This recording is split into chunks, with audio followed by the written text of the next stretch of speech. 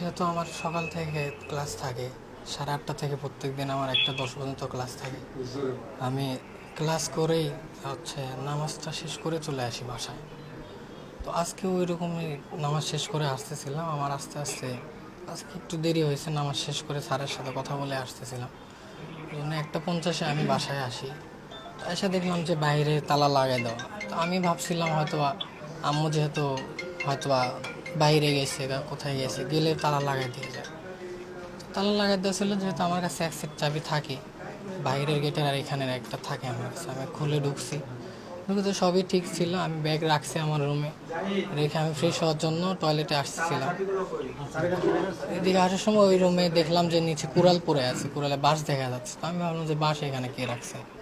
তো ওইদিকে যাওয়ার পরে দেখলাম যে আলমারিতে এরকম কোপানোর চিহ্নগুলা ছিল। তো ওইগুলা দেখে তো আমি কিছুক্ষণ ইটি করে আম্মু কই ভাবলাম। তো আম্মু খুঁজে খুঁজে পাইনি, ফোন দিচ্ছি অনেকবার, 2টা নাম্বার আম্মু 2টাই বন্ধ ছিল। তারপরে আব্বুকে ফোন দিছি আমি, আব্বুকে ফোন দিয়ে আসতে বললাম। আব্বু তো অনেক তাড়াতাড়ি দ্রুত চলে আসছে। এবার আমাদের আত্মীয় মামা ছিল, খালু, এদের ফোন দিয়ে আমি আসতে বলছি।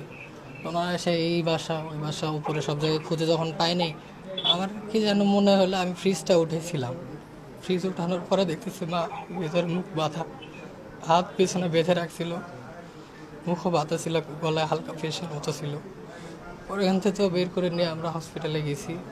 তারপর হসপিটালে যে আমাদের আশা ছিল যে উনি মারা যান নাই, আছেন, কিন্তু পরে ডাক্তার বলছে যে না, উনি নাই।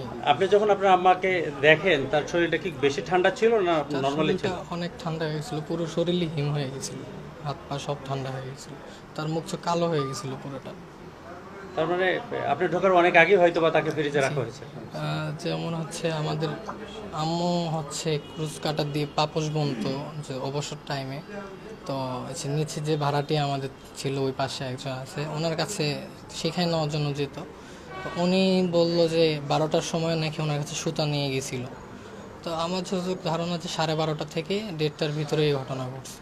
কারণ আর আপনি বাসায় সময় কেউ ঢুকেছেন থাকে কয়টায়? না। আমি বাসায় ঢুকেছি 1:50-এ, 50 নাগাদ। কি চাচ্ছেন যে আপনার মায়ের মৃত্যুর ঘটনা নিয়ে?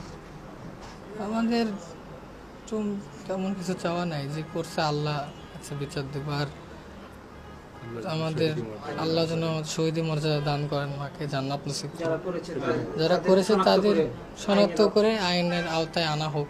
আইনজীবী আমাদের আছেন, আইনের লোকজন আছেন, তারা চালাচ্ছে সেই অভিযান চালাচ্ছে অভিযান।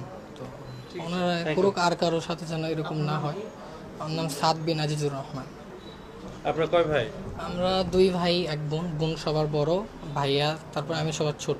আপনি কোথায় ভাই পড়েন? আমি এখানে আমাদের দুচেচিয়া ডিএস কামিল মাদ্রাসাতেই অধ্যয়নরত আছি, আলেম 2য় বর্ষ, অর্থাৎ ইন্টার সেকেন্ড ইয়ার।